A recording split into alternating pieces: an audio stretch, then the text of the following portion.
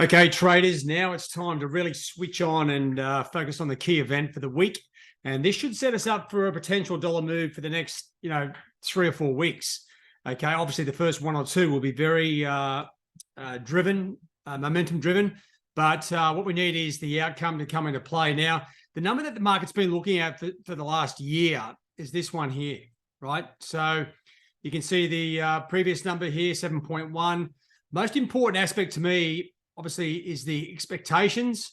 And then you come back down to the next key component, the range, right? So we are expecting, obviously, a lower number, 6.5%. Now, you need to put this into perspective because there's a couple of things. You're trying to work out, okay, where's the trend? The trend for the CPI number in the US now is down, right? Weaker dollar. So when you come back and actually have a look at the instruments, the best trade here is with the trend.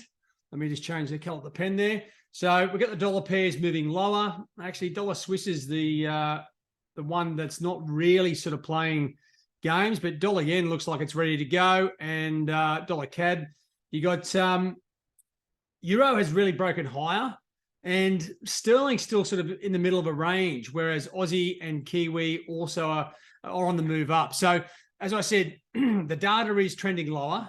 So to me, a weaker number is better, right? So ideally, if you're looking for that really smashing opportunity, a number weaker than 6.3 is a no-brainer, right? You've just got to get short dollars and go from there. But with these setups, there's a couple of these instruments which are sort of in the middle of nowhere. They have broken high, but they are in the middle of nowhere. So I just cannot see inflation bouncing back above 7%. Right, that would be very bizarre. But at the same time, you got to think about both sides of the equation. Now, when it comes time to trading, especially a big event like this, you're so focused on the number. I generally pick one side, right? And the side I pick is the side that goes with the trend, right? So trying to cover both bases here. And what I'm talking about is maybe selling dollars on a weak number or buying dollars on a strong number. It's almost too hard to sort of work out.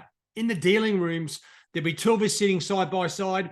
One of us would trade a weak number. The other guy would trade the strong number, right? Because it's two different mindsets, and it's very hard to switch over very quickly. So to me, that's why I'm looking for a weak number.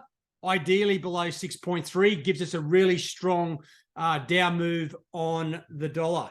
Now, just as you come into this release, right? So looking at the number, you want to start gauging momentum in the market, right? At the moment, we have a risk-off profile, okay? Equity slightly lower. Is that being transferred into the majors? No, it's not, okay? So not really discombobulation, but the risk-on, risk-off profile is not there.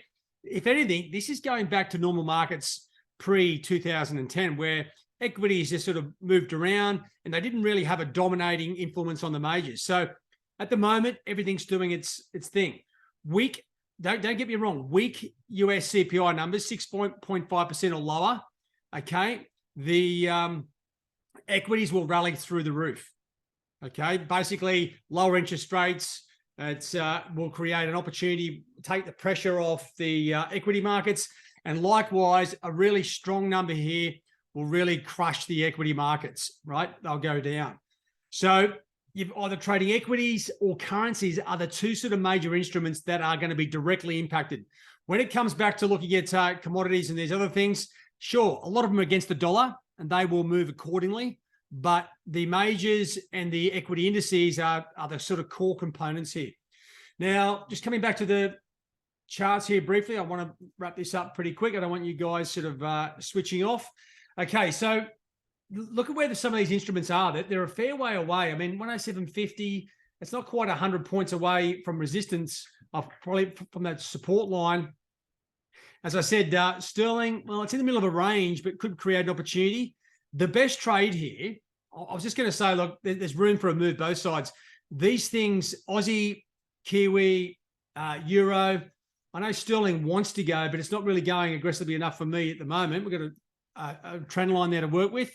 They would be the best moves on the top side. Now, the problem, when you go through your daily trade routine, you want to have a look at this because there's not exactly a clear entry level on the top side. Unless, I mean, you can come back through here. This is what you probably should be doing. If I just come back up here to the charts. Okay, so let me just get best fits. Okay, so looking at this trend line here, right? So where it starts. Okay, let's just get on there. Trust it not to work just when I wanted to. Okay, so using that zoom feature. Now, what I would be doing is if you're looking at this, like I'm saying, there's basically no level here, right? Now, if you go and draw another trend line, it's going to paint a different picture. You might think there is resistance up here. There might be a little bit, right? Because Aussie hit 69.40. It's come back a little bit. So what I would do is draw another trend line on the top side. I'll fix that up in a second. Okay, so I want to get that up there. And once again, let me just get the zoom feature here. Pretty handy to fix things up. Okay, so this line here, now let me just change the color of that so I don't get mixed up. So what I'm looking for is a line that shows me exactly where the previous top was, yesterday. So I know I've got a very clear understanding of where the potential execution level is. So like let's not beat around the bush. You got the starting point and then there's one other line. This is not like a strong resistance level. I would not be selling against that. What I'm looking for is a potential additional weak technical entry level to get into the trade. And why I'm doing that is, well, without it, okay, you're sort of looking here, say Aussie's trading around 69.16. Okay, there's no levels on the top side. There's this little partial one here, which could give us a little bit of liquidity as it goes higher. So we get weaker US CPI numbers below 6.5. This thing's going to shoot to the top side. What will happen is, because a number of these currencies, right? Let me just come back across and highlight the ones. Because these currencies are already above broken levels, they're going to get very loose. Liquidity will be at a premium, which means there could be a little bit of slippage. So drawing these trend lines in gives you an idea of, okay, so if this thing's trading at 17, you know what? I'd be happy to keep buying this until it broke through that resistance line, right? And it's going to break through very quickly if it's a weak number, but it gives me parameters to trade the market. Okay, so looking up here, 69.40, that's like 20 points to get into the trade. Believe me, if this is below 6.3, it's going to be another 100, 150 points higher. So you just need to work out where to get in. Now, you can diversify your risk here on execution. Once again, I am just focusing on the weak number because that's the side that goes with the trend. You can be looking at, say, maybe getting into the instrument 15 points above the market, okay, with a pending order. Okay, once again, you're going to lose control of your entry on the execution because it's a pending order. And then you could be looking to trade live above 40, right? That's a pretty smart sort of play. As I said, I am not necessarily putting all my eggs in the one basket, but I'm looking to go with the general trend, right? Going against it can be a little bit problematic. Of course, if it's a big, strong number, we're going to see a big correction. But you know what? I'm happy to let that go.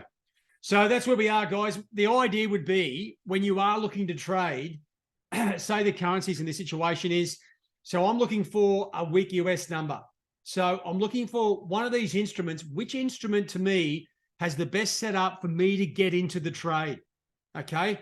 Weak US numbers. I can tell you what, dollar Swiss, there's got to be a chance to be selling dollar Swiss up here, looking for it lower. Dollar index is way in the middle of nowhere. Dollar yen, well, it is trending lower. Do we have any levels here? Not really. And same for dollar CAD, right?